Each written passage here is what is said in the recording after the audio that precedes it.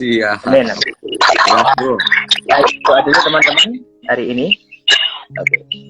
Terima kasih Tuhan Kau telah membuka kami hari ini bersama kami Kak John dan Kak David dan teman-teman saya menonton hari ini.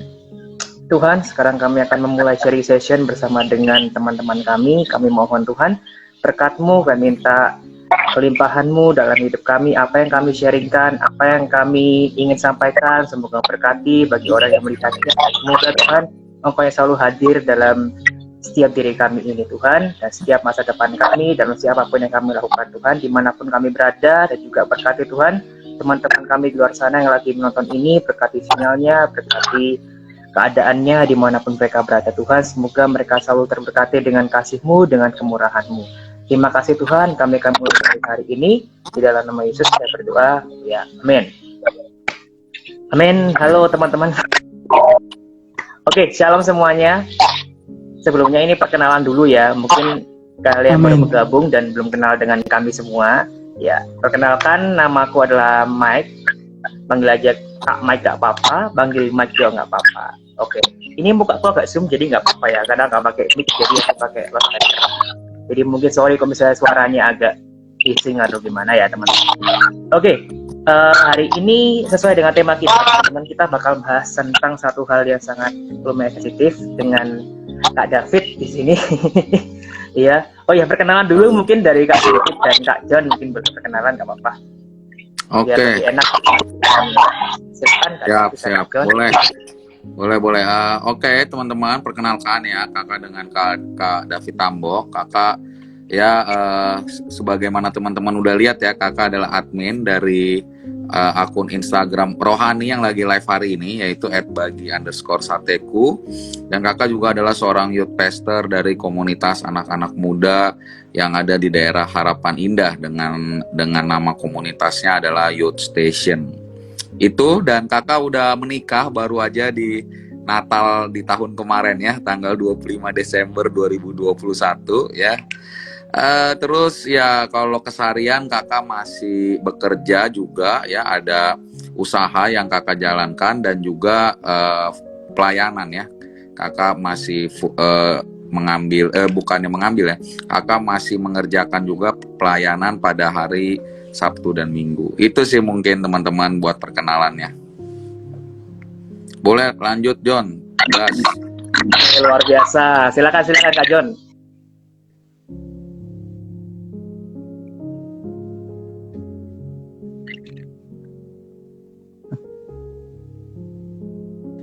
Oke, perkenalkan, nama saya John Kurniawan. Ya, saya juga admin dari akun Instagram Generasi Berkualitas. Singkat pada jelas ya Kak Mungkin John, ya, nggak usah lama-lama ya. Oke, kita buka hari ini dengan bahasan yang berat-berat. Mungkin di sini kita bakal pertama, tadi kan kita doa ya teman-teman. Kita bakal hari ini mungkin bahas sedikit spesifik tentang apa sih maksud dari judulnya My Struggle Bikin Aku Stuck. Maksudnya apa itu? Nah, ya teman-teman, di sini seperti kita juga tahu di dunia ini ya, terutama di Indonesia, yang kebanyakan struggle anak muda itu adalah pertama di dalam kehidupannya, pasti dalam kehidupannya, terus juga mungkin juga dalam sikapnya, attitude-nya kayak gitu kepada orang tua dan lain-lain. Cuma yang bikin stuck di sini adalah kita membahas satu yang agak tabu, yang mungkin agak sedikit ini ya, sedikit mungkin orang-orang agak nggak mau bahasnya gitu ya. Cuma kita harus bahas, dan kita harapkan adalah teman-teman di sini menonton ini bisa ngerti gitu. Maksudnya benar nggak sih dosa ini atau kesalahan ini itu bisa bertambah sama diriku. Nah gitu. Mungkin kurang lebihnya mungkin boleh ini kita jawab aja santai aja ya dengan Kak David dan juga Kak John ya, supaya lebih enteng ya kayak gitu. Nah Kak John ini, Kak David ini kan lebih tepatnya kan, apalagi musim-musim seperti ini ya, musim-musim corona, musim-musim pandemi, banyak anak muda termasuk saya ya Kak David, itu yang dimana sering di rumah nggak ngapa-ngapain, dan akhirnya ya udah kayak gitu, bingung melakukan apa, dan akhirnya terjebak dalam satu kondisi yang membuat diri jatuh dalam dosa kayak gitu akhirnya Kak David.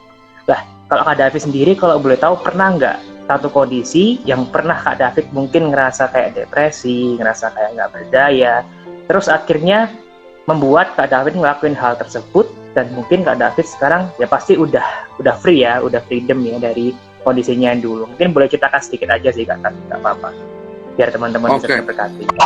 Oke, siap. Sekali lagi thank you dulu ya buat kesempatannya teman-teman dari V Worship dan juga John juga ya. Thank you banget buat kesempatannya ya guys ya. Oke, sebenarnya ini hal yang menarik ya, dan sebagian besar dari anak-anak muda banyak mengalami hal-hal yang seperti ini ya.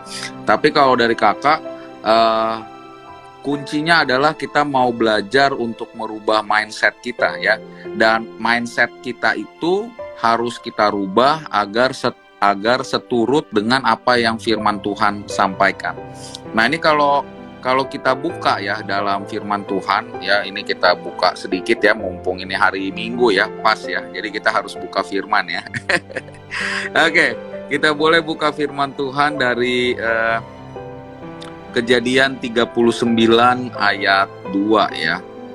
Mungkin dari ayat pertama dulu boleh, nanti kakak akan bacakan aja ya.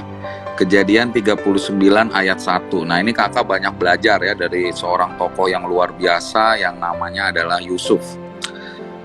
Demikian firman Tuhan di ayat pertama. Adapun Yusuf telah dibawa ke Mesir, dan Potifar seorang Mesir, pegawai istana Firaun, kepala pengawal raja, membeli dia dari tangan orang Ismail yang telah membawa dia ke situ. Ya, jadi jelas bahwa posisinya Yusuf ini ketika ini udah cerita yang kita sama-sama tahu ya, bahwa Yusuf dapat mimpi yang begitu besar ya, mimpi yang hebat. Bagaimana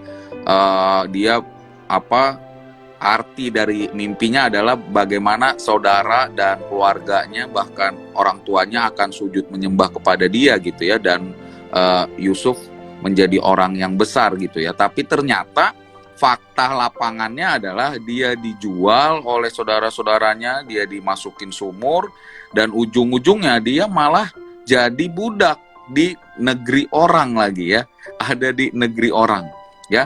Dan status Yusuf pada kisah ini ya, pada konteks yang kita baca hari ini, dia telah menjadi budak dan sudah dibeli oleh tuan yang baru ya. Kita bisa lihat ya, tadi disampaikan kan, adapun Yusuf telah dibawa ke Mesir, dan Potifar seorang Mesir, pegawai istana Firaun, dia adalah seorang kepala pengawal raja, membeli dia dari tangan orang Ismail yang telah membawa dia ke situ. So, artinya ini keadaan yang harusnya benar-benar bikin stuck ya. Yusuf tadinya ini adalah seorang anak muda yang bisa dibilang hampir anak-anak bontot ya, masih remaja lah gitu ya. Tiba-tiba harus dijual ya, lalu jadi budak, lalu dibeli lagi oleh orang lain ya. Ini harusnya keadaan yang super bikin stuck ya. Tapi yang luar biasa teman-teman ya, kita bisa lihat di ayat keduanya ya. Di ayat kedua itu dikatakan seperti ini. Tetapi Tuhan menyertai Yusuf sehingga ia menjadi seorang yang selalu berhasil dalam pekerjaannya. Maka tinggallah ia di rumah tuannya orang Mesir itu. Ya, ini jadi suatu hal yang menarik teman-teman ya. Kenapa? Karena ternyata bukanlah artinya ketika Tuhan menyertai maka otomatis keadaan kita harus tiba-tiba berubah menjadi lebih baik. No, ya. Kalau ada orang yang bilang, oke, kalau Tuhan menyertai berarti ya keadaan kita semakin lebih baik. No, poin yang kita bisa lihat pada bagian ini adalah keadaan tidak pernah menentukan penyertaan Tuhan. Ya. Jadi teman-teman, kita harus punya sebuah mindset bahwa keadaan tidak pernah menentukan penyertaan Tuhan. Sama kayak Yusuf tadi tuh ya, sekalipun keadaannya tetap aja buruk ya kan, status dia tetaplah seorang budak, bahkan udah ada yang beli lagi, dan dia harus kerja sebagai seorang budak. Nggak ada tuh tiba-tiba ya mujizat datang dari langit ya, tiba-tiba bapaknya muncul dari langit gitu ya. Ya kan, nggak ada ya. Atau tiba-tiba saudaranya langsung taubat semua gitu kan, aduh Yusuf kasihan kamu gitu ya. Nggak ada ya. Tapi yang luar biasa, dalam keadaan dia yang paling buruk, keadaan dia yang paling susah, tetap di situ Tuhan menyertai Yusuf. Ya, nah ini masalah mindset ya. Masalah mindset. Kita udah selalu banyak udah ditanam dengan sebuah mindset bahwa oke, kalau Tuhan menyertai kita artinya keadaan hidup kita akan berubah semakin lebih baik. Padahal dalam kisah ini, bahkan dalam banyak kisah tokoh-tokoh lainnya, justru di tengah masalah itulah justru Tuhan tetap menyertai Yusuf. Ya, dan tidak hanya berhenti sampai di situ. Kalau kita baca di ayat ke-21 ya. Mungkin dari ayat ke-20-nya ya, kakak akan bacakan ya. Kejadian 39 ayat 20, lalu Yusuf ditangkap oleh tuannya dan dimasukkan ke dalam penjara, tempat tahanan-tahanan raja dikurung. Demikianlah Yusuf dipenjarakan di sana ya. Menarik nih ya. Udah disertai Tuhan tadi ya, kita baca ya di ayat 2 ya. Ternyata bukan keadaannya semakin baik, semakin buruk. Udah jadi budak, masuk penjara. Narapidana lagi. Ya kan? Malah kena fitnah lagi ya, malah dituduh buat yang macem-macem sama istri tuannya. Bayangkan, padahal di ayat 2 sudah dituliskan Tuhan menyertai Yusuf. Tapi lucunya keadaan semakin buruk, semakin berantakan. Tapi yang luar biasa kita bisa lihat di ayat ke-21. Dalam keadaan sudah semakin buruk, dia menjadi napi sekalipun ya. Gelarnya 2 sekarang ya, budak dan napi ya. Dan juga tukang perkosa lagi ya. Ini gelarnya semakin banyak nih ya. Dan juga semakin buruk. Tapi yang luar biasa di ayat ke-21 itu jelas-jelas firman Tuhan tuliskan, tetapi Tuhan menyertai Yusuf ya, bahkan melimpahkan kasih setianya kepadanya ya. So dari cerita ini kita bisa tangkap satu hal yang penting, bahwa keadaan tidak pernah menentukan penyertaan Tuhan. Sekalipun kamu lagi dalam posisi yang rasanya down, lagi berantakan, lagi hancur, yuk belajar ubah mindset. Sekalipun kita tetap bergantung sama Tuhan dan keadaan masih belum ada perubahan, belajar rubah mindset kita bahwa keadaan yang paling buruk sekalipun Tuhan tetap menyertai kita. Ya, jadi jadi jangan kita jatuhnya gini, soalnya kebanyakan anak-anak muda ya, karena dia udah stuck, masih belum dapat kerja, mungkin kuliah masih belum lulus gitu ya, masih belum dapat jodoh gitu kan, dia udah stres, udah 10 tahun jomblo gitu kan, udah tetap berharap sama Tuhan tapi nggak ada jawaban. Nah ujung-ujungnya jadinya ya udah deh, tinggalin Tuhan deh ya, ya udah deh saya lakukan dosa lagi deh ya, kita masuk lagi nih dalam dosa-dosa yang macem-macem lah ya, dosa-dosa anak-anak muda gitu. Padahal bukan salahnya Tuhan, tapi salah mindset kita, ya. Kenapa? Karena dalam kisah-kisah firman Tuhan, nggak ada yang pernah jamin bahwa penyertaan Tuhan pasti sejalan dengan keadaan yang semakin baik, nggak ada, ya. Karena justru faktanya adalah, ya, kalian boleh cek ya, Daniel makin dia menyembah Tuhan, malah masuk ke goa singa, iya kan? Yusuf, ya kan? Dia dapat mimpi besar, segala macam, malah masuk ke penjara, bahkan jadi budak. Tapi yang luar biasa dalam kisah ini kita catat, tetapi Tuhan menyertai Yusuf. Ya, jadi ini poin yang paling penting untuk merubah mindset kita, teman-teman. Ya, kalau sampai hari ini keadaan kita masih belum berubah, bahkan mungkin semakin buruk, semakin hancur, semakin berantakan. Kerjaan bukan lagi udah istilahnya udah kerjaannya tidak ada, sekarang nambah lagi utang misalkan ya. Walaupun semakin buruk, semakin hancur, bahkan putus cinta lagi ya. Oh, lengkap nih ya. Udah uang nggak ada, cinta pun udah ditinggalkan pergi ya. Ya komplit ya. Tapi belajar tetap punya mindset bahwa Tuhan tetap menyertai kita. Ya. Sama kayak Yusuf, belajar punya mindset yang benar, bahwa Tuhan tetap menyertai kita dalam keadaan paling buruk sekalipun. Kenapa sih Tuhan harus melakukan seperti itu? Kakak tangkap ada satu hal penting, ya. Mungkin teman-teman boleh catat juga ya, bahwa poinnya adalah ini. Momen terbaik untuk melihat Allah masih pegang kendali justru ketika segala sesuatu sedang di luar kendali kita. Ya. Momen terbaik buat kita melihat Allah masih pegang kendali atas hidup kita justru ketika segala sesuatu sudah di luar kendali kita. Iya dong, ya kan? Kalau semuanya masih bisa kita atur, semuanya masih bisa kita yang usahakan, kita upayakan, ya pasti kita akan merasa, oh itu hasil kerja keras saya. Itu karena saya, kemampuan saya.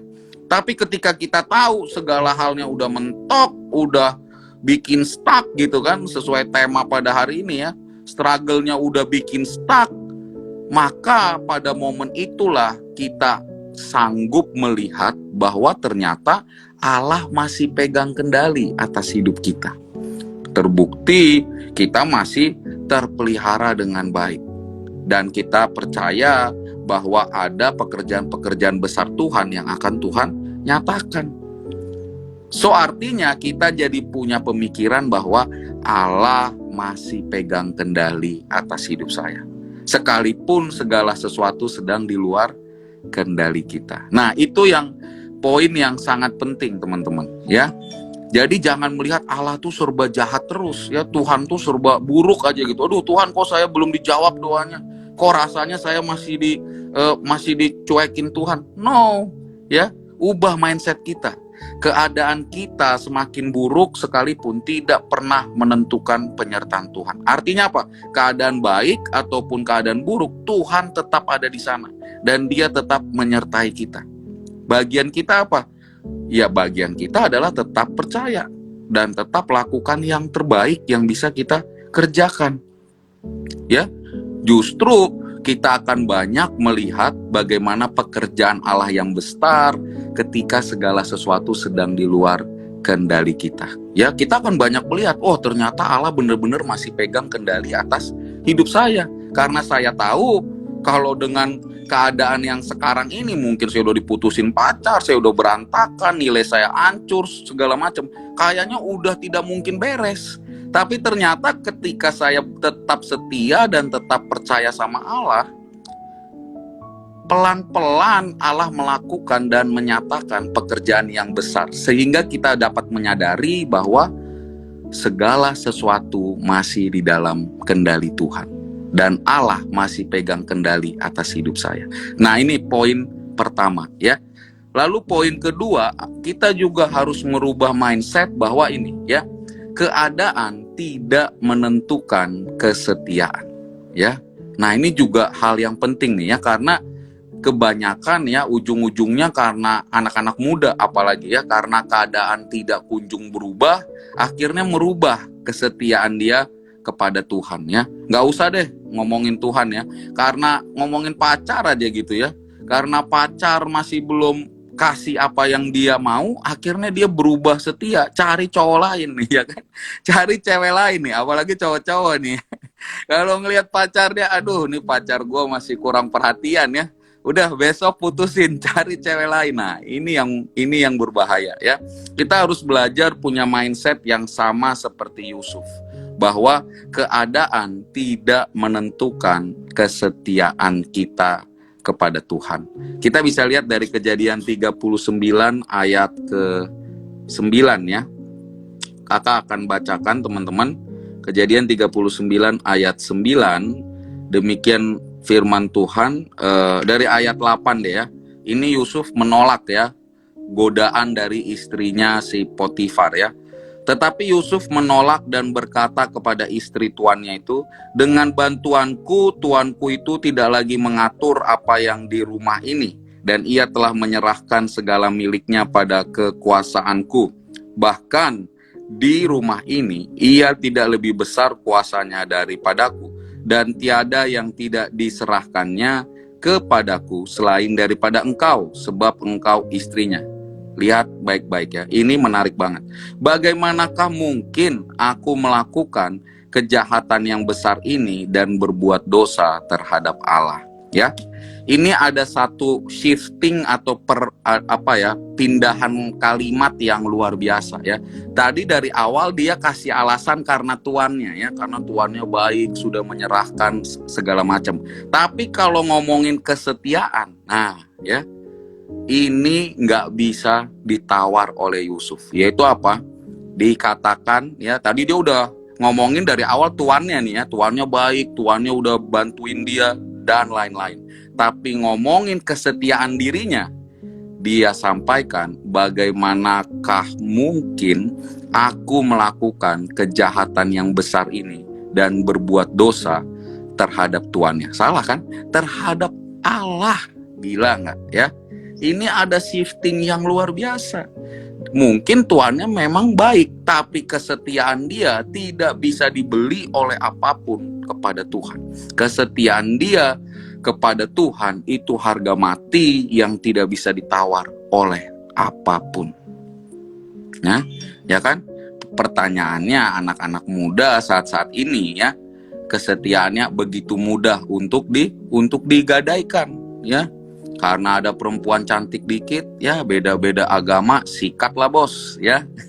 Pokoknya yang penting cantik ya, bahenol, sikatlah bos gitu ya. Kesetiaannya seperti barang murahan. Nah, ini yang berbahaya ya kan? Karena dilihat, aduh uangnya kepepet nih ya. Waduh pusing nih, uangnya lagi kepepet.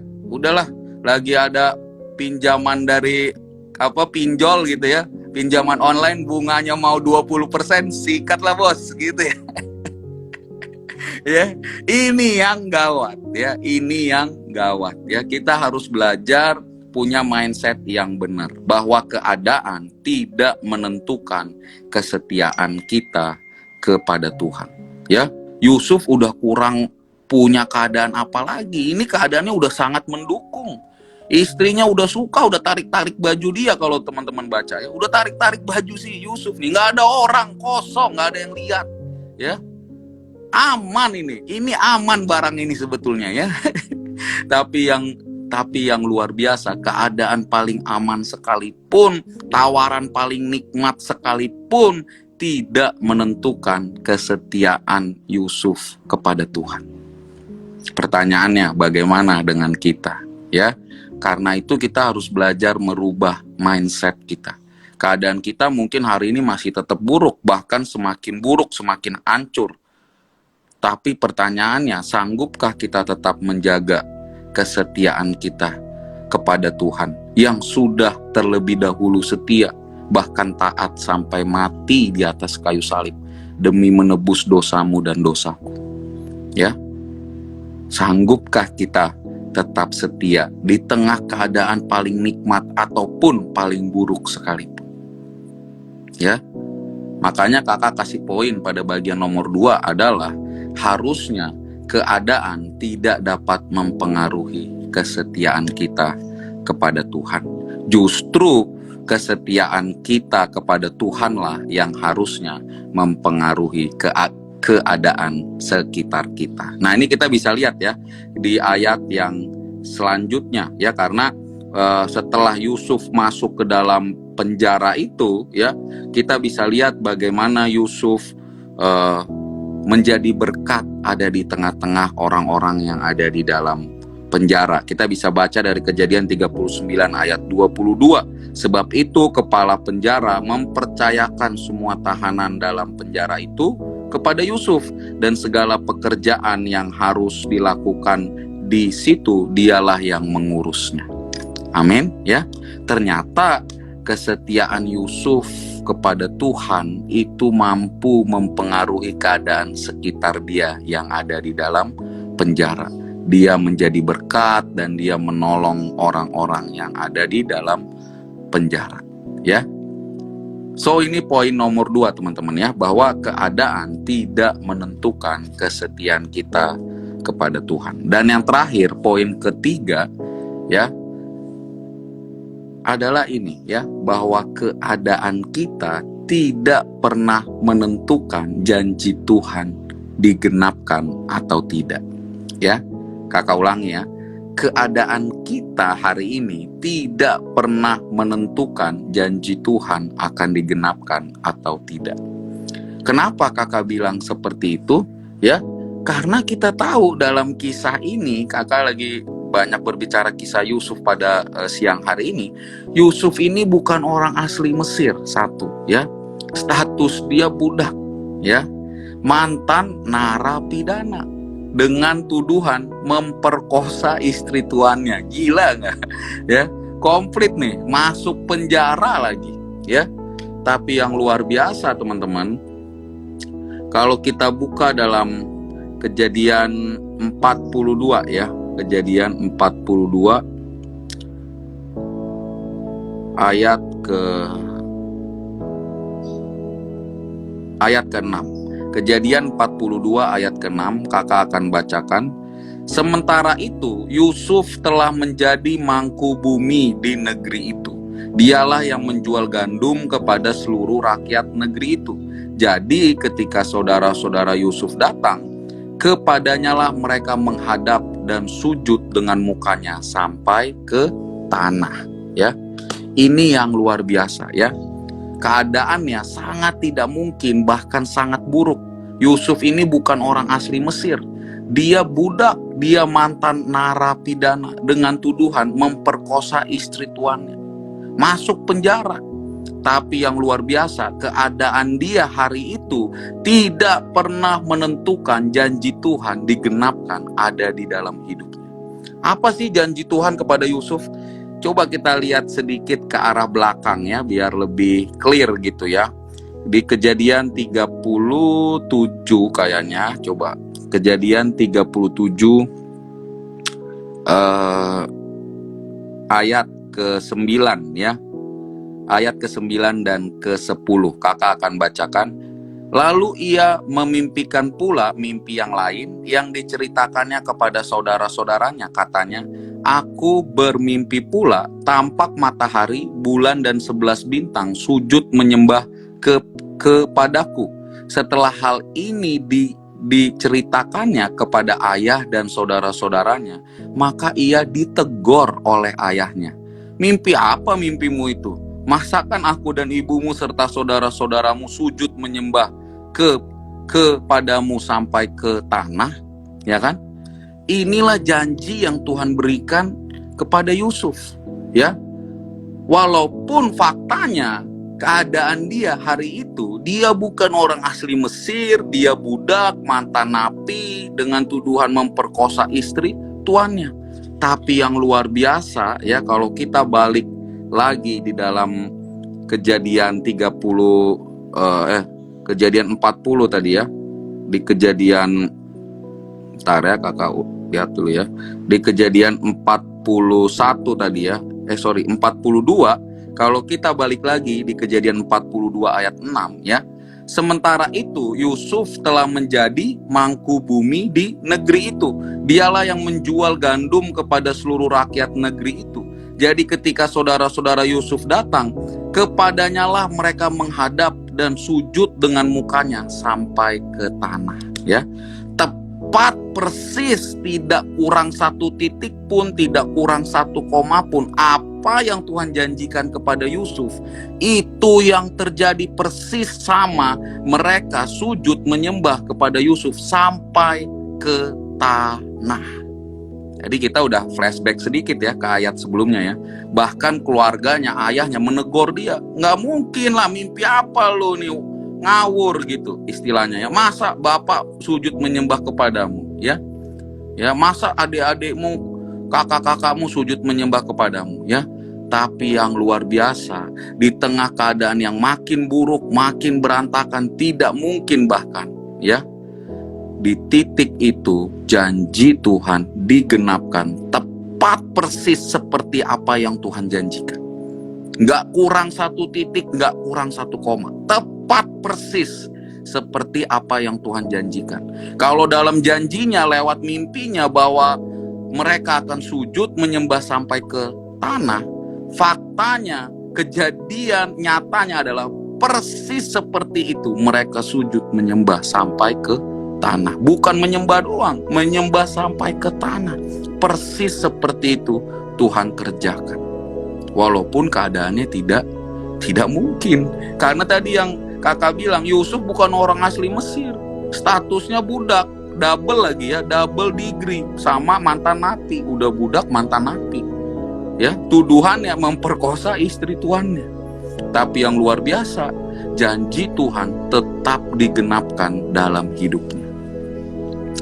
Ya, makanya kakak kasih poin pada bagian ini, sekalipun keadaan hidup kita berubah-ubah, janji Tuhan tetap bersinar cerah.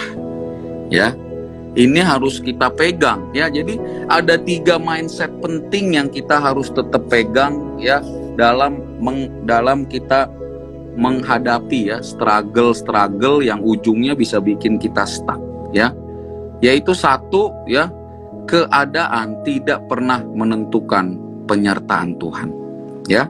Justru momen terbaik untuk melihat Allah masih pegang kendali atas hidup kita justru ketika segala sesuatu sedang di luar kendali kita ya. Lihat contoh Yusuf tadi, keadaan makin buruk ya. Dia kasih tahu mimpi malah dijual jadi budak, dibeli orang lagi. Tapi Tuhan menyertai dia. Apakah Tuhan menyertai dia keadaannya jadi baik? No, masuk penjara. Apakah artinya dengan masuk penjara Tuhan tidak lagi menyertai dia? No. Jelas di ayat selanjutnya Tuhan tetap menyertai Yusuf. So artinya Tuhan ingin buktikan bahwa momen terbaik untuk melihat Allah masih pegang kendali atas hidup kita justru ketika segala sesuatu sedang di luar kendali kita. Gitu teman-teman ya. Dan yang kedua, keadaan tidak menentukan kesetiaan. Kita lihat Yusuf udah dalam keadaan paling buruk, paling hancur, mau difitnah orang lagi. Tapi dia katakan, masakan aku tega berbuat dosa seperti itu di hadapan Allah. Kesetiaannya harga mati kepada Tuhan. Sekalipun tuannya dia di rumah itu ya, bosnya dia ya, sangat baik, sangat ini, tapi soal kesetiaan dia berikan seluruhnya kepada Tuhan. Ya, dia nggak main-main soal kesetiaannya dia sama Tuhan. Masakan aku tega melakukan dosa sebesar itu ada di hadapan Allah. Ya, bagaimana dengan teman-teman semua ya? Masa karena cuman belum dapat kerja, masa sih kalian tega ya nonton film porno ya, nonton film kagak bener ya di hadapan Allah. Ya, ini tawaran Yusuf lebih nikmat daripada tontonan kalian ya. Ini langsung bisa praktek, free, aman, gratis. Tapi Yusuf dengan luar biasa dia katakan, ya, masakan aku tega melakukan ini di hadapan Allah. Ya, kesetiaannya nggak bisa ditawar, bos. Ya, ini mahal ya. Kesetiaan itu karakter ya. Kalau kita hari ini cuman karena nonton porno kita bisa berubah kesetiaan kita sama Tuhan, nggak usah ngomong hal-hal yang lebih tinggi. Ya, jangan kita ngomong, wah nanti saya bisa Tuhan percayakan jadi presiden, jadi orang sukses, punya kekayaan begini-gini. Come on lah ya. Baru nonton film porno aja kamu kalah ya. Gimana Tuhan kasih yang lebih besar? Ya. Belajar setia. Setia itu karakter ya. Setia itu adalah karakter kita. Jadi jangan jual karakter kita buat barang-barang murahan, bos. Ya, karakter itu mahal. Jadi kalau kamu hari ini adalah orang yang setia, keadaan apapun tetap belajar setia. Sekalipun memang keadaannya semakin buruk, ya ketika kamu setia malah masuk penjara, sama seperti Yusuf. Tapi tetaplah pilih setia. Kenapa? Karena kalau kamu pilih berubah kesetiaanmu, tandanya kamu udah jual karaktermu dengan barang yang murah. Ya. Apalagi kalau yang ditukar adalah ya film porno ya, yang harganya ya mungkin kalian bisa download aja gitu ya, murahan banget kesetiaan kita. Ya, hari ini kita belajar untuk mau merubah mindset kita ya, bahwa kita belajar mau tetap setia sama Tuhan apapun keadaan. Bahkan kesetiaan kita sama Tuhan itulah yang nantinya akan mempengaruhi keadaan sekitar kita. Ya, mungkin dimulai dari keluarga kita, dari teman-teman dekat kita. Wih, gila lu, Kalau si John ya, wah dia kalau ngomongin Tuhan luar biasa ya. Udah deh, gue pokoknya kalau mau dengerin nasihat pasti gue dengerinnya si John deh. Nah, ya kan? Merubah jadi berkat lama-lama. Kenapa? Karena kita dilihat orang setia sama Tuhan. Ya. Itu poin penting. Dan yang terakhir tadi yang kakak sampaikan, sekalipun keadaan hidup berubah-ubah, janji Tuhan tetap bersinar cerah, ya. Jadi jangan pernah ragukan janji Tuhan. Kalau hari-hari ini kamu udah dapat sesuatu dari Tuhan, Tuhan akan pakai kamu, Tuhan akan memberkati kamu, dan banyak lagi janji-janji Tuhan yang mungkin kamu sudah dapatkan. Come on, belajar tetap percaya, ya. Jangan karena keadaan hidup berubah maka ya udahlah janji Tuhan bohongan deh, nggak bakal kejadian, ya. Oke, salam juga ya dari Papua ya, Len ya, jauh juga ya bisa connect sama kita ya. Ya, jangan karena keadaan hidup kita berubah-ubah lalu akhirnya kita tidak lagi percaya janji Tuhan. Tetap punya dasar pemikiran yang benar, ada prinsip yang benar yang kita pegang, yaitu apa? Sekalipun keadaan hidupku berubah-ubah, janji Tuhan tetap bersinar cerah ada di dalamku. Ya, janjinya adalah ya dan amin. Karena kita udah lihat kisahnya Yusuf ya. Walaupun status dia budak, status dia mantan napi, bukan orang asli Mesir bahkan, ya. Apa yang Tuhan janjikan, ya, bagaimana keluarga dan saudaranya akan menyembah dia sampai ke tanah, tepat persis seperti itu yang Tuhan kerjakan. Ya, tepat persis ya. Kakak bilang tepat persis, nggak hanya menyembah biasa, menyembahnya juga sampai ke tanah tepat seperti yang Tuhan janjikan. Nggak meleset 1 mili pun janji Tuhan. Ya, so teman-teman, ya, apapun keadaanmu hari ini, di tengah kondisi yang tidak mungkin sekalipun, tetap percaya dan imani janji Tuhan. Dia tidak pernah salah dalam menetapkan janji-janjinya. Ya, mungkin kitalah yang salah dalam menyikapinya dengan mindset yang benar. Yusuf menyikapinya dengan mindset yang tepat. Dia tetap setia dan dia tetap percaya sama apa yang Tuhan janjikan. Dan dia tetap lakukan apa yang terbaik yang dia bisa kerjakan. Dan lihat hasilnya, boom. Janji Tuhan tepat seperti yang Tuhan janjikan, itu yang Tuhan kerjakan. Itu mungkin bro yang kakak bisa sharing ya. Ada 3 poin penting tadi. Semoga bisa memberkati teman-teman semuanya. Amin, amin, sudah berkati semua. Oke, teman-teman di sini mungkin bila ada yang ingin ditanyakan, mumpung ada Kak David di sini boleh tanyakan. Cuma mungkin saya ingin cerita sedikit sih Kak David terkait dengan tadi apa Boleh, Yusuf boleh. ya. Yang dimana Yusuf itu dari awal dia ya kita tahu ceritanya ya, dibuang, terus dihina, bahkan sampai difitnah juga, tapi dia masih bisa stay put, dia masih bisa stay sama Tuhan gitu, nggak berubah gitu. Itu satu-satu contoh yang emang harus kita contoh sih teman-teman, satu Yusuf ini. Dan juga emang mungkin di sini yang menonton ini mungkin juga sama, sedang mengalami hal depresi, tadi benar kata Kak David, kayak terima kerja, nilainya jelek, atau mungkin habis putus pacar kayak gitu ya, atau mungkin mau nyari pacar nggak ketemu gitu ya, mungkin ya udah stay put aja, stay fokus sama tujuan kita kemana, yaitu kita ke sana. Cuma gini Kak David, pertanyaan mungkin dari aku pribadi ya Kak David ya, sekarang ini misalnya berhubungan dengan zaman Yusuf dengan zaman modern sekarang, emang lebih mudah untuk kita melakukan dosa itu zaman modern Kak David.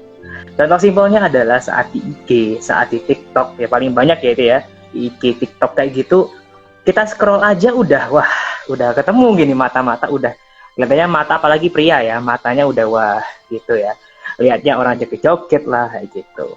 Dan juga yang wanita juga sama, lihat orang yang pria yang mungkin lagi renang kayak gitu, mungkin terpengaruh lah pikirannya. Nah, kadang-kadang itu juga satu itu sih Kak Dewi, satu struggle juga yang mungkin gimana caranya kita ini bisa menghilangkan pikiran-pikiran kayak gitu. Karena kadang-kadang misal kita baru scroll TikTok aja, kita aslinya mau lihat scroll yang rohani ya gitu ya, misalnya aku pengen lihat motivasi lah, kok malah ketemu orang renang gitu ya istilahnya ya, pakai pakai bikini kayak gitu ya.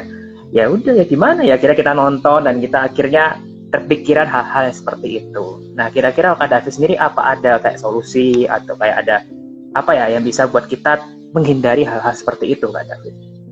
Oke, iya. Kalau dari kakak sih balik lagi ya, balik lagi ke yang tadi kakak udah sampaikan. Ini berbicara mengenai mindset dasar kita ya.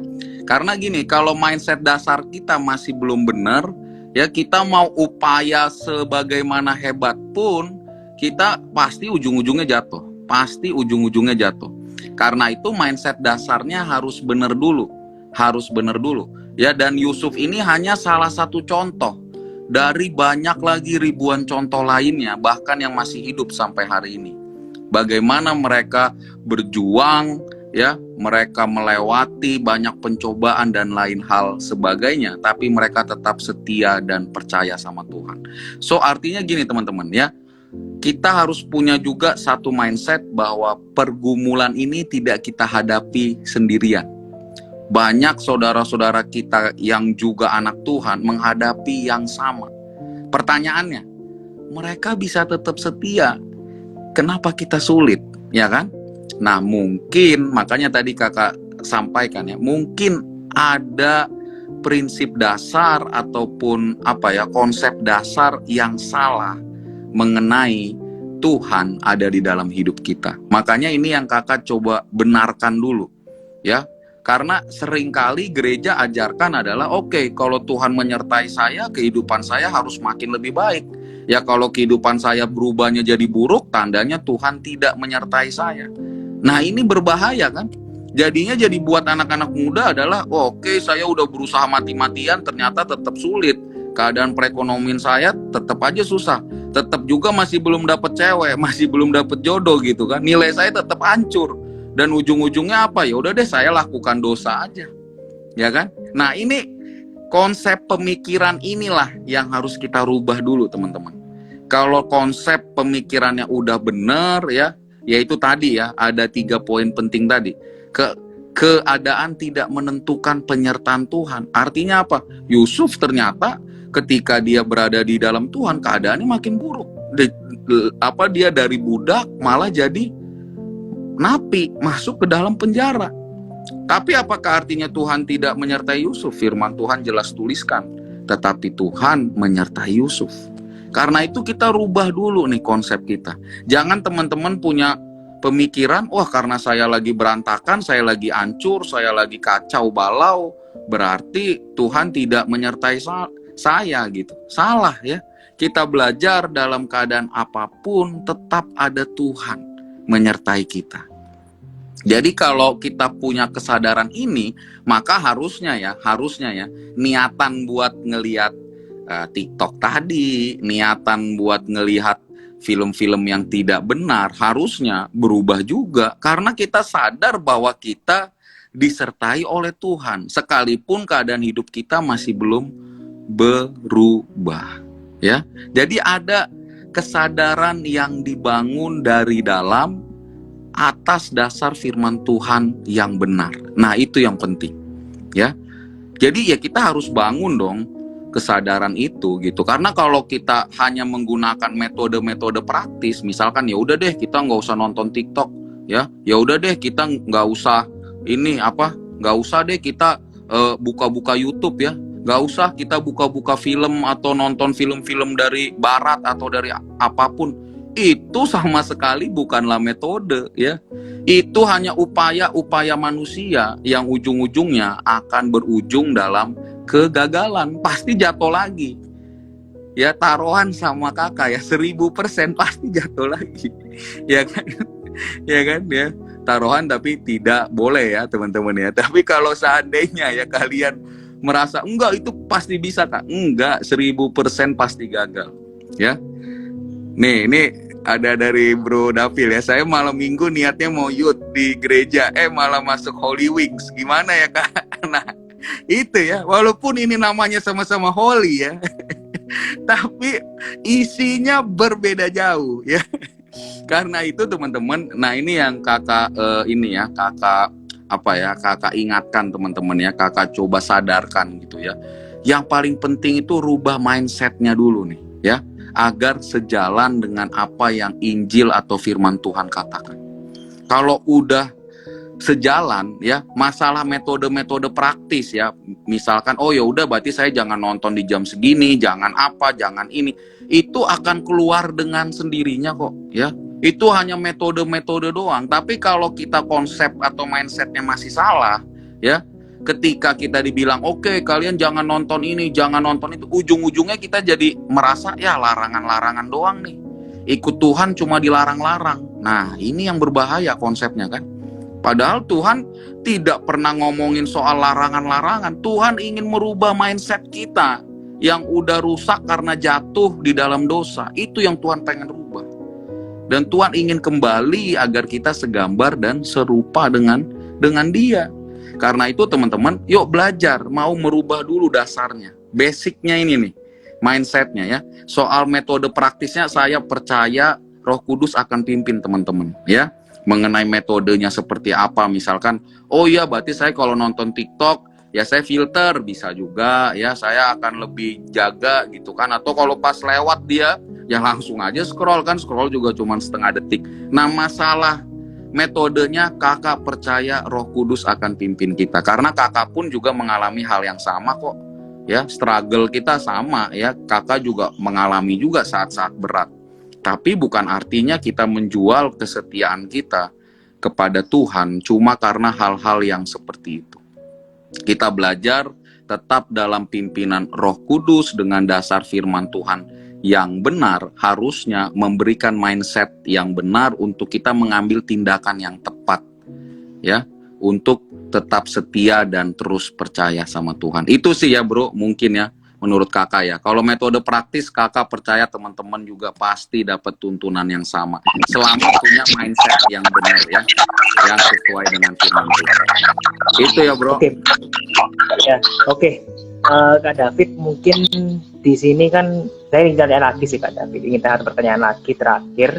Ini terkait struggle tadi ya, terkait dengan struggle tadi. Nah, kira-kira nih kita sebagai anak muda, termasuk saya ya, termasuk Kak John dan termasuk Kak David juga, teman-teman di sini semua, kira-kira kita sebagai anak muda Kristen ini kira-kira itu apa emang mencoba hal seperti itu hal yang wajar atau hal yang nggak wajar ya Kak David? Soalnya emang dunia ini ya, kadang-kadang tanda kutip dunia ini emang kadang-kadang ya apa ya, ngajak misalnya kayak yuk clubbing lah kayak gitu, yuk inilah, yuk itulah kayak gitu, supaya lo gaul, supaya lo bisa temenan sama gue, atau lo istilahnya dapat klien ini, dapat klien itu. Nah, kira-kira ya itu sih jadi kendalanya ya. Kira-kira gimana ya Kak David kayak gitu ya?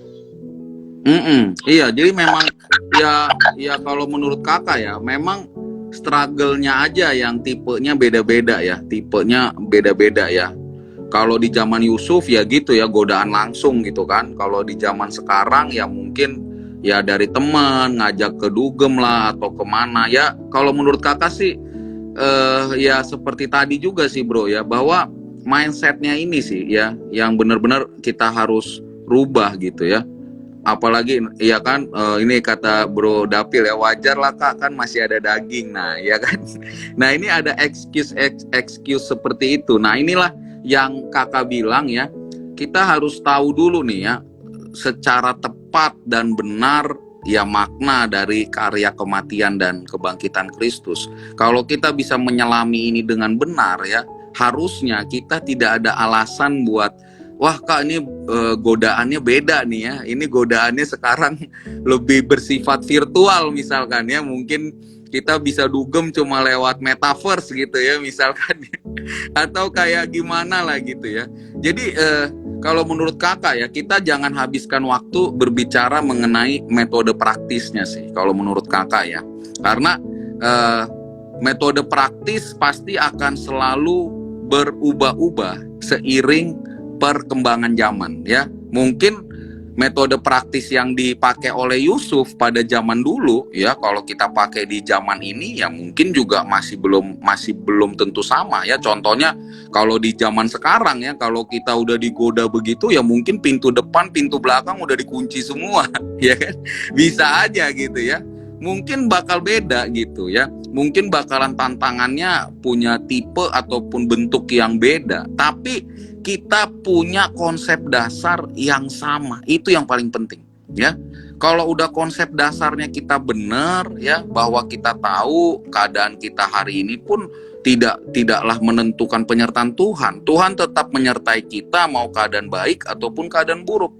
Bukan artinya keadaan buruk dia meninggalkan kita, no. Keadaan buruk sekalipun, bahkan seperti Yusuf, ya, udah dijual jadi budak, masuk penjara, ya. Ternyata Tuhan tetap menyertai dia. Nah, ini kita harus belajar. Dan bukan hanya Yusuf, teman-teman ya. Kalian boleh lihat tokoh-tokoh lainnya ya, Daniel, Ayub, semualah, ya. Tuhan tetap menyertai mereka. Dan Tuhan yang sama juga tetap menyertai kita. Karena itu konsep ini harus masuk dulu ada di dalam pemikiran kita. Nah, kalau nanti udah konsepnya kita udah benar seturut dengan apa yang firman Tuhan sampaikan, percaya deh, metode praktis tuh kita pasti ngalir sendiri bro. Ya mungkin teman ngajak, ya mungkin kita bisa bilang, wah sorry nih ya saya harus pergi, ada ibadah, ada komsel misalkan. Jadi kita ya pasti kita akan bangun juga komunitas yang mendukung kita agar semakin bertumbuh ada di dalam Tuhan. Iya kan? Nah, jadi ya balik lagi sih ke mindset awalnya ini harus kita benerin dulu. Kalau mindsetnya sudah benar, pasti secara tidak langsung komunitas ataupun orang-orang sekitar kita pasti akan mendukung mungkin pelayanan kita atau mendukung kesungguhan kita ada di dalam Tuhan. Itu pasti ya. Contohnya gini, contoh yang paling gampang ya. Dulu kakak sempat masuk ke dalam penjara ya, karena kasus yang kakak sebetulnya tidak lakukan ya, tapi ternyata kakak harus menerima keputusan untuk masuk ke dalam penjara selama 3 bulan karena pencemaran nama baik gitu ya. Dan kakak masuk ke dalam situ. Nah, ketika di dalam ya, kakak belajar tetap setia dan percaya sama Tuhan. Walaupun lingkungan sekitar kakak ini semua kriminal, bos ya. Yang namanya tatoan bukan lagi di tangan, bukan lagi di jari ya, kayak Reza Arab atau teman-teman lainnya ya. Ini di satu badan semua ya, cuman mukanya aja nggak ada tato ya, satu badan ya. Namanya ngerokok segala macem itu biasa banget kalau ada di penjara ya. Nah, ketika kita hidupnya sudah benar, mindset kita benar, percayalah pasti kita akan mempengaruhi keadaan sekitar kita ya kan. Paling nggak kalau ada yang datang, wah gue pusing nih bro, gini. Nah karena kita tahu mungkin dia sama-sama Kristen misalkan, ya udah yuk berdoa bro, ya kan, karena kita udah terbiasa sebelumnya ada di dalam komunitas yang mendukung kita, mendukung kita untuk sungguh-sungguh ada di dalam Tuhan gitu. Nah jadi teman-teman juga harus bisa seperti itu ya, harus ya. Ketika mindsetnya sudah berubah, maka secara otomatis kita juga pasti akan membangun komunitas yang ada di sekitar. Artinya apa? Kalaupun kita masih belum bisa bangun komunitas sekitar kita, pasti kita akan berusaha untuk tertanam di komunitas yang benar. Itu akan sangat membantu kita untuk juga menghindari dari segala macam tawaran-tawaran dari orang-orang yang mungkin jauh dari Tuhan dan lain hal sebagainya. Jadi ya kalau dari kakak, satu, bangunlah mindset yang benar sejalan dengan apa yang firman Tuhan katakan. Dan yang kedua adalah yang kita bisa lakukan, temukan komunitas yang tepat untuk membantu dan membangun kita di dalam Tuhan. Jadi ada yang membantu pertumbuhan kita ada di dalam Tuhan ya. Kalau kakak rasa kalau 2 langkah ini sudah kita lakukan, ya harusnya ya sudah tidak ada alasan buat kita bolak-balik jatuh dalam dosa yang sama. Seharusnya seperti itu. Ya, tapi tetap ya kita butuh pimpinan Roh Kudus juga ya, karena kalau dengan kekuatan kita percuma ya. Ujung-ujungnya kita akan kalah dan jatuh juga. Tapi kita percaya dengan pimpinan dari Roh Kudus juga akan menolong kita untuk tetap setia dan tetap percaya akan janji-janji Tuhan. Itu sih bro, ya mungkin yang bisa saya share ya. Oke, luar biasa sih Kak David sharingnya hari ini teman-teman. Teman-teman terberkati nggak hari ini dengan sharingnya Kak David? Kalau dari aku sih terberkati banget sih Kak David dari hal-hal di-sharingkan, lebih ke arah apa ya? Lebih ke arah bagaimana caranya agar pertama aku bisa nggak mengikuti hal-hal seperti itu, terus juga nggak sampai bisa ya jatuhlah dalam hal seperti itu juga. Dan kita juga semuanya ini pasti kita punya trouble-nya masing-masing, punya masalah hidup masing-masing. Nggak mungkin manusia nggak punya masalah. Kalau nggak punya masalah ya kita nggak, katanya sih kita nggak menapak di bumi lagi gitu ya. Kita udah melayang gitu ya istilahnya bahasanya. Jadi semua manusia punya masalah. Cuma dari sharingnya Kak David tadi, bagaimana cara kita menyikapi masalah itu tergantung dari mindset. Misalnya mindset kita salah, otomatis ya jalan kita salah gitu ya Kak David ya istilahnya. Jadi kalau misalnya mindset ya udah jalan kita benar kayak gitu teman-teman. Jadi istilahnya dimanapun kalian hari ini yang masih punya struggle dalam mungkin dalam hal di luar porn ya mungkin dalam hal kayak ngerokok, terus pergaulan yang lain, pergaulan yang nggak baik atau pacaran yang nggak sehat kayak gitu.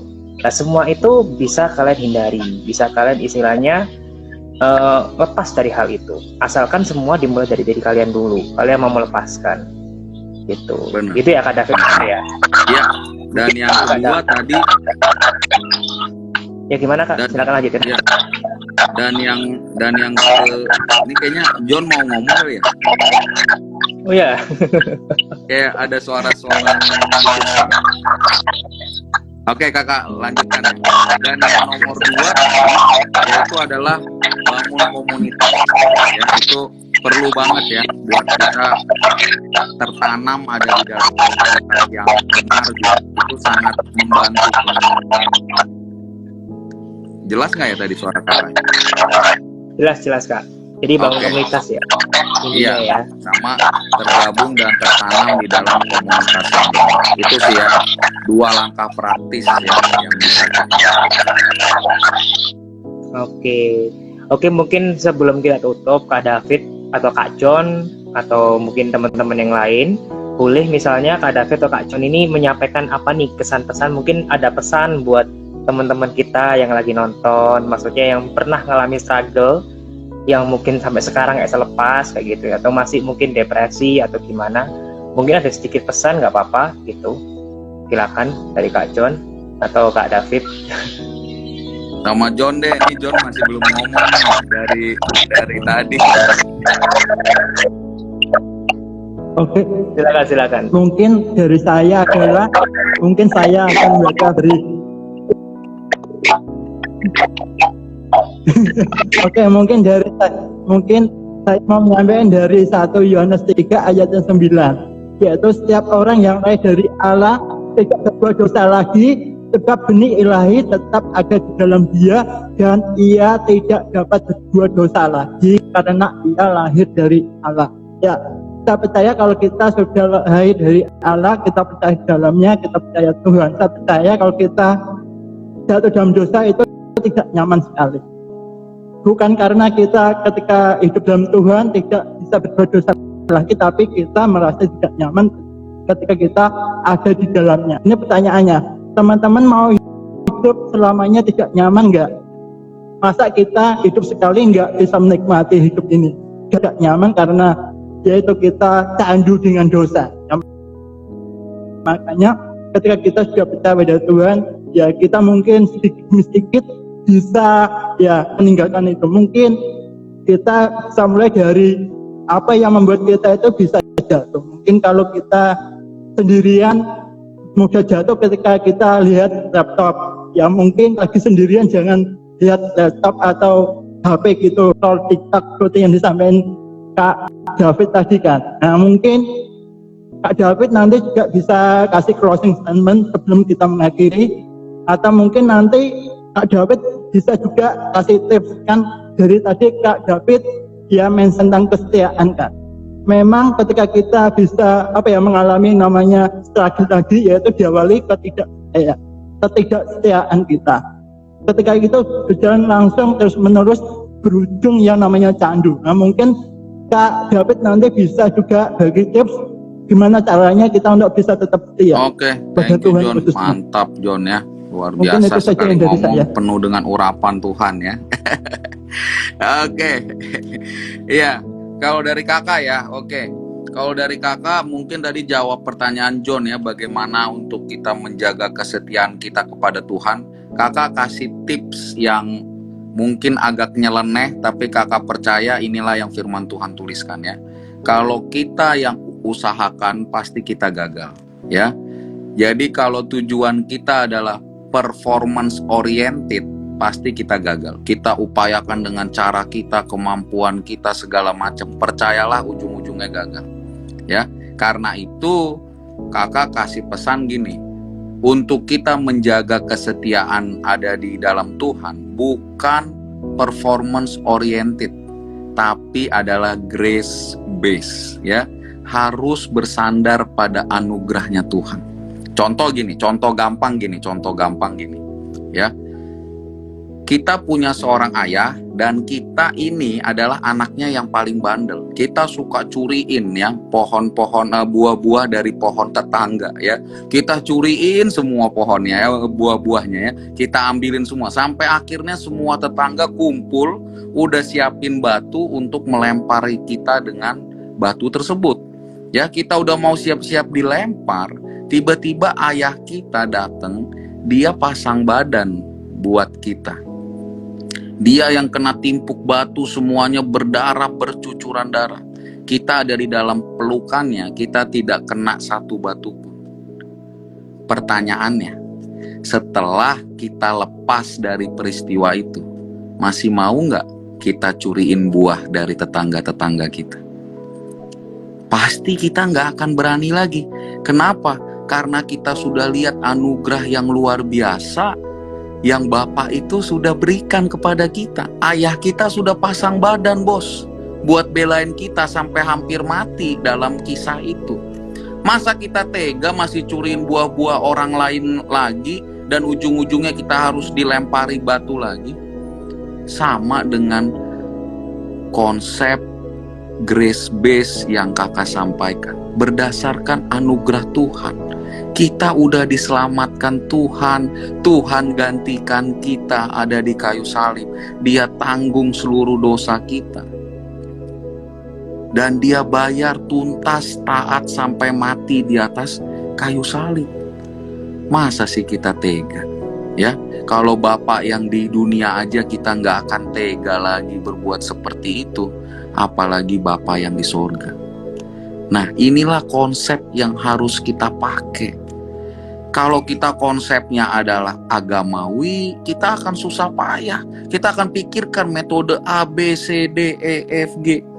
Tapi kalau konsep kita adalah grace based, berdasarkan atau berlandaskan anugerah Kristus, anugerah karya salib dan keselamatan yang Tuhan sudah berikan, maka kita nggak akan ada alasan untuk melakukan dosa, gitu loh.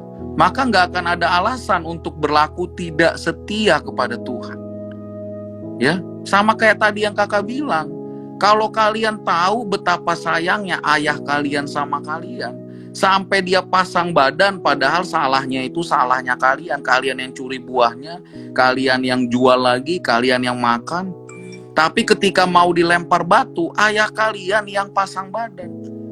Kalau kalian sadar betapa sayangnya ayah kalian sama kita anak-anaknya, pasti kita nggak akan mau lagi nyuriin buah dari orang lain. Karena kita tahu nanti ayah saya bisa digituin lagi. Nah, konsep yang sama harusnya kita pakai, teman-teman, kepada Tuhan. Tuhan bukan lagi pasang badan. Dia kasih nyawanya, bukan lagi pasang badannya. Pasang badannya iya, tapi dia juga berikan nyawanya. Sampai ketika ditusuk yang terakhir, bukan lagi keluar darah, tapi air. Kenapa? Darahnya udah habis basuh dosamu dan dosaku. Apa masih kurang sayang itu namanya? Ya, sorry kalau kakak agak keras, tapi konsep ini yang kita harus benerin gitu.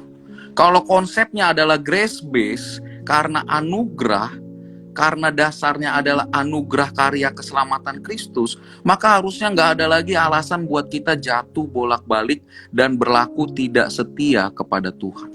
Contoh paling gampang gini, Kalau kamu udah sayang banget sama pacarmu, biarpun dia ada di Bogor, kamu ada di Bandung, kamu bela-belain pasti naik motor buat jemput dia. Ya. Kenapa? Karena kamu tahu betapa sayangnya dia juga sama kamu. Iya kan? Kamu pasti bela-belain kan?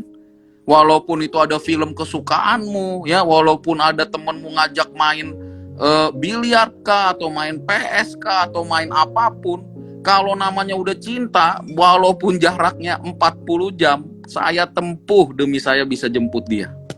Ya, itu base love, berdasarkan cinta.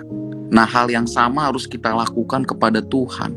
Ya, masa cuma dibilang berlaku setia aja sulit. Masih belum disuruh sampai berdarah-darah buat melayani Tuhan loh. Ya, kalian keluarkan darah 1 tetes pun untuk Tuhan aja nggak pernah. Ya, cuman Tuhan minta berlaku setia aja, masa sulit? Ya, beneran sayang apa enggak? Nah, itu pertanyaannya ya. Beneran sayang sama Tuhan atau cuma lip service ya? Ya, atau kita lagi gombalin Tuhan. Hati-hati, Tuhan pasti tahu kalau kita cuma gombalin dia. Ya. Jadi belajar teman-teman, kita berlaku setia bukan karena kemampuan kita, tapi karena berlandaskan anugerah karya keselamatan dari Kristus. Kalau kita tahu betapa sayangnya dia sama kita, sampai dia tinggalkan sorga hanya untuk mati di atas kayu salib menebus dosa dan pelanggaran kita, harusnya nggak ada alasan bagi kita untuk berlaku tidak setia. Karena kita udah tahu banget betapa sayangnya dia sama kita. Sekarang pertanyaannya, kita sayang balik atau enggak? Kita sayang beneran sama Tuhan atau enggak? Ya, kalau kita memang tidak sayang, ya wajar banget kalau kita masih bolak-balik jatuh dalam dosa. Ya mungkin karena kita memang tidak sesayang itu sama Tuhan. Sorry kalau kakak agak keras, tapi konsep ini harus masuk di dalam pemikiran kita anak-anak muda. Makanya tidak heran kenapa Paulus bisa melayani Tuhan sebegitu hebatnya. Di dalam penjara dia tulis terus surat-surat buat pelayanan yang masih kita baca sampai hari ini. Surat buat jemaat di Kolose, Tesalonika, Korintus, padahal dia tulis ada di dalam penjara. Kenapa? Karena dia sadar betul betapa sayangnya Tuhan sama dia. Betapa sayangnya Kristus sama hidupnya. Dan betapa dia juga sayang sama Tuhan yang telah menyelamatkan dia. Pertanyaannya, kita sadar atau enggak? Ya. Kalau kita sadar, kita kerjakan kesetiaan itu dengan sangat mudah. Dengan sangat mudah. Karena kita sadar betapa sayangnya Tuhan itu sama kita. Dan kita pun sayang sama Tuhan. Karena itu kita mau tetap setia ada di dalam Tuhan. Itu aja sih dasarnya ya. Kalau performance oriented pasti kita akan berat. Tapi kalau grace based berdasarkan anugerah, itu pasti akan berasa mudah banget ya. Dan closing statement dari kakak adalah ini. Sekalipun keadaan hidup kita berubah-ubah, bukan jadi alasan untuk hidup kita tetap berbuah ya. Sekalipun keadaan hidup kita berubah-ubah, bukan jadi alasan untuk tetap hidup kita berbuah. Jadi walaupun keadaan kita hari ini lagi buruk, lagi berantakan, tetap percaya ada penyertaan Tuhan, tetap berjalan dalam janji Tuhan, tetap imani janji Tuhan, pasti Tuhan nyatakan. Dan biarlah hidup kita tetap memancarkan buah-buahnya Kristus. Ya, kita menabur hal yang baik, menabur kasih-Nya dimanapun Tuhan tempatkan kita. Bukan jadi alasan keadaan hidup yang berubah-ubah membuat kita jadi sulit untuk berbuah bagi orang lain. Bukan jadi alasan. Keadaan hidup paling berat sekalipun tetap belajar menjadi berkat bagi orang lain. Ya. Karena itulah menjadi bukti betapa kita sayangnya sama Tuhan. Ya, berlaku setia itu normal, Bos, ya. Kakak bilang ya, kalau kita hari ini bisa berlaku setia sama Tuhan, itu normal. Ya, sama kayak kamu sama pacar kamu aja ya. Kamu berlaku setia, nggak ada selingkuh pandang kanan kiri karena kamu sudah punya pacar. Itu normal. Itu normal. Nggak ada hal yang harus kita puji dari hal itu, nggak ada. Ya, tapi kalau kamu bisa kirimin dia bunga, kirimin dia puisi, mainin gitar ada di depan rumah dia, itu top bos. Ya, itu namanya kamu kasih effort lebih untuk mengasihi dia. Begitupun juga sama Tuhan. Kalau kamu berlaku setia sama Tuhan, itu normal. Itu biasa aja. Nggak ada something yang wah ada di situ. Tapi kalau kamu kasih effort lebih untuk menunjukkan betapa sayangnya kamu sama Tuhan, yaitu dengan melayani Tuhan dan hidupmu berbuah bagi orang banyak, itu yang top markoto. Ya. Itu sih ya, mungkin dari kakak seperti itu. Semoga memberkati teman-teman semua dan menjawab juga pertanyaan dari John. Oke, terima kasih Kak David atas kesempatannya udah menjawab pertanyaan-pertanyaan dari Kak John dan saya. Oke teman-teman, di sini misalnya teman-teman baru bergabung, nggak apa-apa, nanti bisa lihat aja video replaynya dari kami. Nanti bisa dilihat di IG-nya Viewership. Teman-teman bisa lihat aja. Dan misalnya teman-teman mau follow, boleh follow IG-nya Viewership atau follow IG-nya Pagi Sateku juga supaya saling berkati buat teman-teman di sini dan juga supaya Isa teman-teman bisa ya semakin bertumbuh lah dengan Tuhan. Ingat tadi kata Kak John apa? Oh, kata Kak John. Katanya Kak David apa? Lebih baik kita istilahnya perbanyak untuk koneksi rohani kita kayak gitu. Jadi lebih baik kita follow akun-akun yang benar daripada akun-akun yang nggak benar kayak gitu ya. Daripada nanti selanjutnya nggak banyak. Oke, teman-temanku sekalian, mungkin ini udah sesi akhir dari podcast kita hari ini. Nanti misalnya kalian mau saran atau kritik boleh sampaikan ke DM Viewership atau misalnya kalian mau DM ke kami pribadi juga nggak apa-apa kayak gitu. Nanti untuk IG kami pribadi ada di IG-nya Viewership kayak gitu teman-teman. Nah di sini teman-teman mungkin sebelum berakhir Kak David ya, mungkin boleh tolong Kak David mungkin bisa mimpin doa terakhir supaya mungkin bisa juga mendoakan teman-teman kita di luar sana yang mungkin masih kecanduan atau masih ada struggle yang nggak bisa lepas kayak gitu. Misalkan Kak David mimpin doa terakhir ya, tutup. Oke. Silakan. Siap. Yuk teman-teman, sama-sama kita tundukkan kepala, kita satukan hati, kita berdoa. Kami bersyukur Tuhan buat renungan singkat yang boleh kami saling sharing antara satu dengan yang lain pada siang hari ini. Dan kami percaya ini menjadi dasar pondasi yang kokoh bagi setiap yang mendengarkan sesi ini pada siang hari ini. Sehingga kami punya landasan yang benar untuk memiliki sebuah mindset yang benar sesuai dengan apa yang firman Tuhan telah ajarkan. Karena itu Tuhan ajari kami saat ini punya kerendahan hati yang luar biasa untuk mau merubah atau untuk mau mengizinkan agar Roh Kudus beracara secara khusus ke dalam setiap hati kami masing-masing, agar mau merubah setiap mindset dan pemikiran yang salah yang ada di dalam diri kami. Karena itu kami berdoa, biarlah setiap teman-teman yang hadir bisa mendapatkan pewahyuan yang tersendiri dari Roh Kudus kepada setiap hati kami masing-masing, sehingga kami bukan hanya mendengarkan firman Tuhan pada siang hari ini, tapi kami juga bisa melakukannya ada di dalam hidup kami. Tuhan memberkati baik Viewership, baik juga John. Tuhan memberkati dalam pelayanan mereka. Kami percaya ini adalah salah satu bentuk kami bagaimana kami mau berbuah, karena kami tahu kami sudah diselamatkan oleh Kristus. Kami tidak peduli soal hasilnya, tapi yang kami peduli adalah kami cinta sama Tuhan dan kami lakukan ini karena kami mengasihi Tuhan. That's it. Kami tidak butuh alasan lain untuk kami menunjukkan rasa cinta kami, karena yang kami ingin senangkan bukanlah orang lain, bukan siapapun, tapi yang ingin kami senangkan adalah Engkau sendiri. Terima kasih Tuhan, karena itu ajari kami punya motivasi hati yang benar untuk punya mindset yang benar, sehingga kami melayani Tuhan jelas tertuju hanya kepada satu pribadi, yaitu adalah Engkau seorang. Terima kasih Tuhan, Engkau memberkati juga teman-teman yang menonton.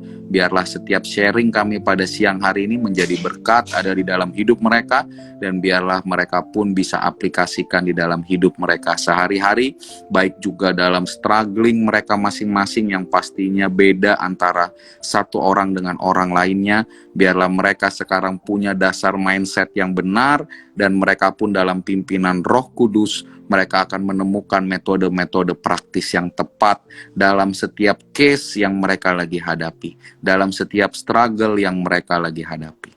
Terima kasih Tuhan. Dalam nama Yesus kita yang percaya katakan, amin.